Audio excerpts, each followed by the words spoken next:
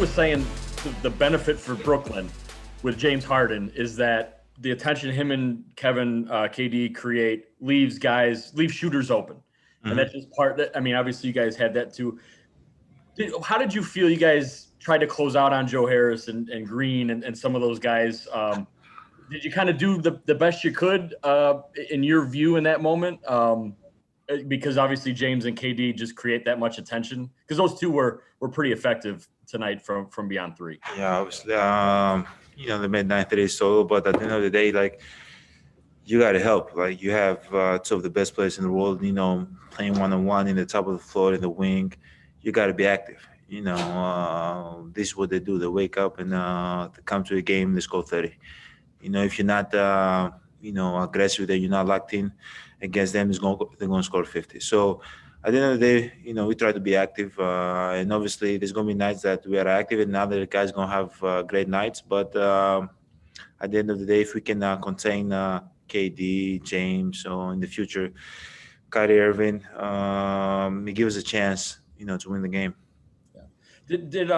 Did this game remind you at all a little bit of whether Boston or Utah in any degree, in the way those teams stressed your wing defense in that way? You obviously got, creators and shot makers, but, there's a lot of pressure, I guess, out there.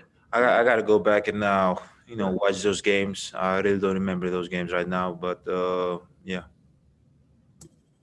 Eric, name? It felt like the moment that you were kind of having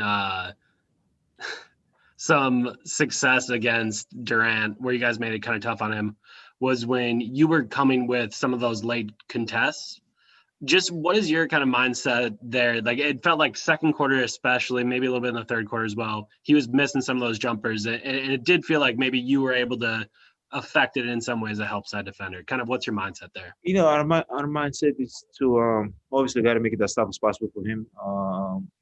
That he wants to play one-on-one. He wants to shoot pull-up jump shot. Chris or Drew, they cannot guard KD one-on-one. So we got to do is a team effort. And obviously got to show our bodies. We got to show hands, be active. And, when you see him pulling up, we got to try to contest it. The closest man to him got to try to contest. So that's what was our mindset today.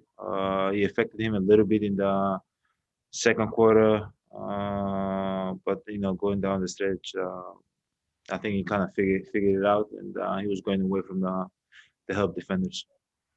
For you, you've had 5 men cover you like DeAndre before. I think especially of Embiid in the past, where he's sagged so far off of you into the lane. How is it different this year with the new offense and having someone in the dunker spot? Does it look any different when you were trying to attack DeAndre in that way? Yeah, it's kind of different because now with the new offense, there's a guy in the dunker also. So, when you try to find the lane or go all the way to the basket, it's kind of hard. But as a player, that's what I do. I got to figure out ways to be aggressive. What I realized that going for handoffs and pick and roll when shooters come out like Breen, Pat, Drew, or Chris were coming out, and I was setting a good screen. DeAndre Jordan was way back, so they got a lot of easy looks. They knocked down a lot of shots. They got a lot of easy floaters. So you just got to use what they do against them, and that's what I try to do today. How much joy do you kind of take in setting a good screen? I mean, those are some of the best screens I think I've seen you set on KD on 4 or 5 possessions late in that game. Yeah, I was pretty happy. I was terrible setting screen last game. Wasn't satisfied with the way I was setting screens. So coming to this game, I was okay. I gotta like it. I gotta do a better job. I gotta make sure my teammates are open. And I take pride. I want to get better. I want to improve game by game. And it makes me happy when I can set a screen and have Bryn or Chris or Drew or Pat or whoever, DJ, get a wide open shot. Kane Pittman. Hey Giannis, watch Nick's camera there. He'll be upset with you if you kick the camera. But I wanted to ask about offense as well. you had a nice hook shot today. You were looking like Robin Lopez pivoting down there in the paint, and you had a couple of those against Rudy Gobert a couple of weeks ago whenever you played Utah. That shot in particular, when you get a deep catch and you can work in the post a little and throw up that hook shot, is that something you're confident with and something that you think that you're trying to add more often? Yeah, I'm really confident with that. But it's kind of hard. Like, you do, like, there's always a game plan against people that guard you. Like, for example, Rudy Gobert, DeAndre Jordan, you gotta make sure you push them one direction and then spin the other direction. So you're able to get to a spot and shoot a hook shot over them. Because, like, if you try to go around them and shoot a layup, they're gonna block it.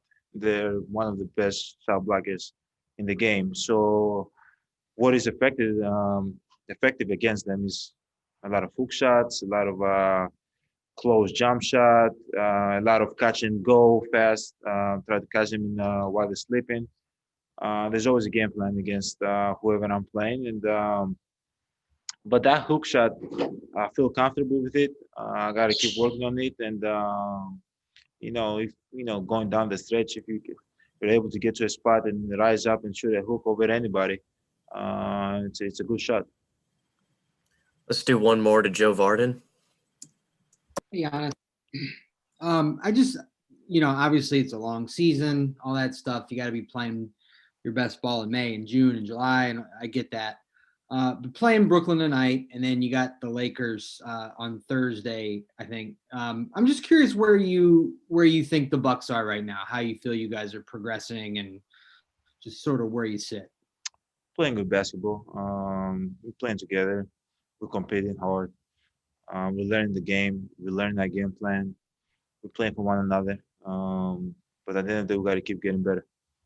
We had the game against the Mavs. That was a really good game for us. We had a good game today, but it didn't go our way. We have another tough one on Thursday that we got to lock in and go out there and compete. But we're in a good path right now. So we got to stay on course, stay in this path, and keep getting better. And hopefully, May or June, we playing at our best basketball.